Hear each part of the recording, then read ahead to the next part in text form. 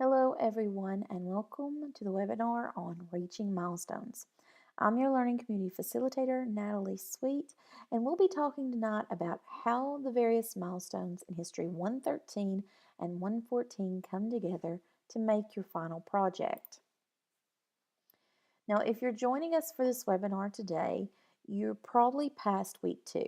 During week 2, you completed milestone 1, and you may now be wondering how the milestones fit together to form your final project. We'll be having a tiny bit of review about milestone 1 if you joined us for last week's webinar, but we'll also be piecing it together with milestone 2 and 3 to see where it takes us in future weeks. Remember, there are three milestones, and each of those 3 milestones make up a component of your final paper. In milestone 1, as you know, you worked on your thesis statement.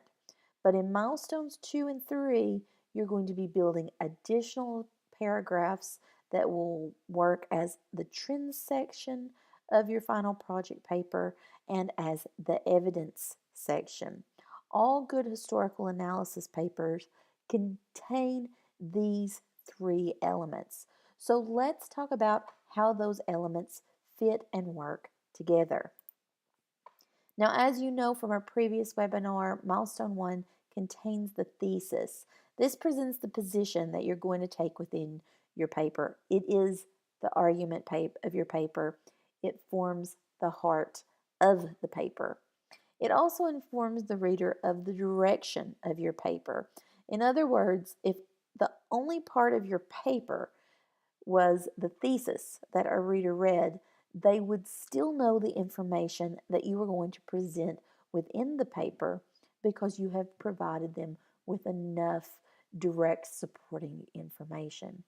Now, it is my recommendation to you as you move forward working on the final project that you take a sticky note and that you write your working thesis on that sticky note and that you post it somewhere to your computer or your workspace. Because what that is going to do, it's going to keep you on track as you read through your sources because you will be looking for evidence eventually to support that thesis, and it's going to help guide you as you write so that you stay on topic as you move forward. So that is your guiding star. Now that was submitted during week 2, and you probably either have feedback or you're awaiting feedback on that assignment, but you will have it by the end of week 3. In week 4, you're actually going to encounter milestone 2. And what milestone 2 does is it looks at trends in history. What are we talking about when we're talking about trends? Looking at trends is important to a historical analysis paper. It helps your reader understand the world in which the event took place, and it also explores patterns that led to the event that you are talking about. And sometimes when students hear trends, that's sometimes confusing. I know I've had students ask me, trends like, are we talking about Facebook trends? Are we talking about trends like fashion? What does that mean? Well, the easiest way to think about trends is to think about when you're creating the trends section, you're setting the scene for what you're going to talk about. Uh, think about, and this is, like I said, this is the easiest way that a lot of people have found to understand it. Think about a television show that you really enjoy watching. Typically, there's something called a pilot episode, that first episode that helps set the scene for a show. Popular show right now is Game of Thrones. And within that pilot episode, you are immediately given background information on what is going on this imagined world. You learn that there was a war that occurred some 15 years before the events of the show, but that those events had a significant effect on the world that you're watching within the show today. The war resulted in the king that you currently see on the throne. It helped set up the rivalries and alliances that you see within the show. And the show introduces that information within the pilot episode because they want to make their watchers feel at ease within as they're presenting this world. So your trend section does the same thing uh, that pilot episode is doing. It helps your reader understand the world the event is taking place in. So let's say that the class that you're in is History 114, and you chose to talk about the Triangle Shirtwaist Factory Fire, which is an event that led to stricter labor laws within the United States.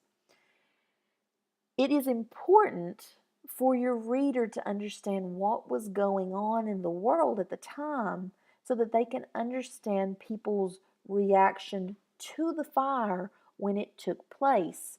They need to understand what thoughts on labor laws were, or if there were labor laws prior to the Triangle Shirtwaist Factory fire. Since many young women and girls, immigrant women and girls, uh, died in the fire, it's also important for them to understand how immigrant and women workers were viewed in American society at the time, too, because then that as well helps them later to understand the reaction to that event.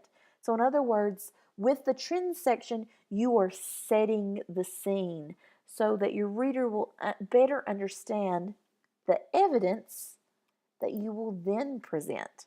And where the evidence comes in is in milestone 3. In milestone 3, you're going to return to the 3 supporting claims that you made within that milestone 1 thesis statement. Now, taking those 3 supporting claims, you're going to build a paragraph of evidence around each claim. And that evidence that comes in this section will come from at least 2 of the primary and 2 of the secondary sources that can be found in the final project research kit. Now remember, you shouldn't be bringing in additional sources that were not provided to you within those e-materials, that final project research kit. It needs to only be those that were provided to you. But those sources will be used to support that evidence, to make your point, to support your claim. Let's go over the due dates for these assignments. Milestone 1, as you knew, was due during week 2. Milestone 2, the trends, will be due during week 4. And it's during milestone 3 that you're going to put together the evidence portion of your paper. Now, once you reach the end of week 6, and during week 7, you're actually going to be prompted within the templates of your e-materials to write your introduction and your conclusion. Now, the great thing about all of this is that once you have all of this information placed within the templates, your final project paper will actually already have all of the elements within it by the time that you reach week 8. You'll be able to download a document that includes your introduction with your thesis statement, followed by your setting the scene with the trends, followed by your evidence, and then your conclusion. In other words, you will have wrapped it all up, and it's all thanks to doing that work within the templates. Now, this is a key point. Remember, all of your work should be completed within the templates of the e-materials. And that's really important during the editing process as well. So let's talk about that editing process. If you're listening to this webinar, you are likely in week 3 or beyond, which means that you have received feedback on at least milestone 1. So what should you do every week after there's a milestone assignment due? First, go back to that milestone. Once you are aware within the My Grades section that there is a grade in place, Go and review your instructor's feedback on your milestone. This is why this assignment is really great, guys. Yes, there are points tied to each of these milestone assignments. For example, milestone 1 is that 65 points. But here's the great thing, your instructor is going to give pointed feedback to you. They're going to leave feedback within your assignment. They're going to leave feedback in the comment section and within the embedded rubric. And you can take that feedback and then apply it.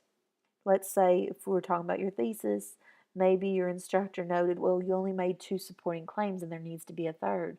You can go back and add that third claim, which means then when your instructor goes to grade your thesis in the final project, theoretically, you have already taken their feedback and brought it up to a proficient or exemplary level, meaning that you can get an excellent score on the final project when the time comes.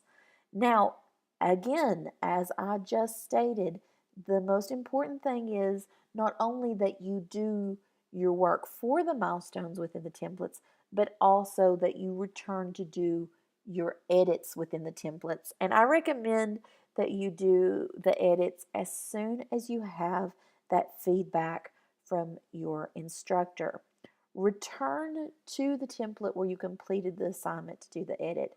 It's going to save you time in the long run because it's going to add it to that final project paper that you download at the end of the term. It's also going to ensure that you keep your paper properly formatted as you move through the class each week.